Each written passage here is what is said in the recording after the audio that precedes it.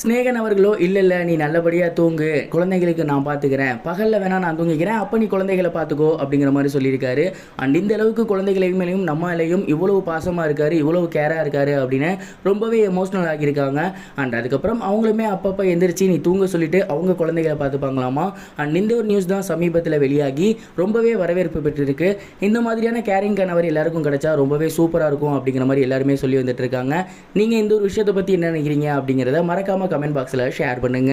நடிகர் விஜய் அவர்கள் தமிழக வெற்றி கழகம் அப்படிங்கிற கட்சியை போன வருஷம் பிப்ரவரி 2ஆம் தேதி ஸ்டார்ட் பண்ணியிருந்தாரு. அண்ட் இந்த வருஷம் அந்த கட்சி 2ஆம் ஆண்டு அடி எடுத்து வைக்குது.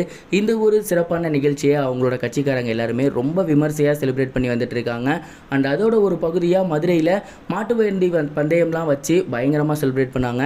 அதில் வின் பண்ணவங்களுக்கு பரிசு கொடுக்க பிரபல இயக்குனரான வெற்றிமாறன் அவர்களை வரவழைச்சிருந்தாங்க. வெற்றிமாறன் அவர்களுமே வந்துட்டு எல்லாருக்குமே பரிசு கொடுத்திருந்தாரு.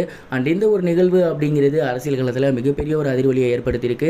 வெற்றிமாறன் ரொம்பவே சூப்பரான ஒரு டைரக்டர் அப்படிங்கிறத தாண்டி அரசியல் பேசுறதுல எப்பேற்பட்டவர் அப்படிங்கிறது நமக்கு நல்லாவே தெரியும். அப்படிப்பட்ட வெற்றிமாறன் பொது நிகழ்ச்சிகளில் கலந்துக்கிறது அப்படிங்கிறது ரொம்பவே ரேர். அதுவும் அரசியல் சார்ந்து அப்படிங்கிறது சொல்லவே வேணாம். அப்படியாப்பட்ட வெற்றிமாறன் இந்த ஒரு விழாவிற்கு வந்திருக்காரு அப்படிங்கிறது எப்பேற்பட்ட விஷயம் அப்படிங்கிறது நமக்கு நல்லாவே புரியுது. ஒருவேளை வெற்றிமாறன் அவர்கள் விஜய்க்கு ஆதரவு தெரிவிக்கிறாரோ அப்படின்னு சோசியல் மீடியாவில் எல்லாருமே பேசி வந்துட்டு இருக்காங்க. ஸோ இந்த ஒரு விஷயத்தை பற்றி நீங்கள் என்ன நினைக்கிறீங்க, உங்களோட தாட் என்ன அப்படிங்கிறத மறக்காம கமெண்ட் பாக்ஸில் ஷேர் பண்ணுங்க. இது வரைக்கும் கனெக்டிங் டிவிக்கு சப்ஸ்கிரைப் பண்ணனா மறக்காமல் சப்ஸ்கிரைப் பண்ணிக்கங்க. உடனடி அப்டேட்ஸ் பெறுவதற்கு நோட்டிஃபிகேஷன் பெல்லையும் கிளிக் பண்ணிக்கங்க.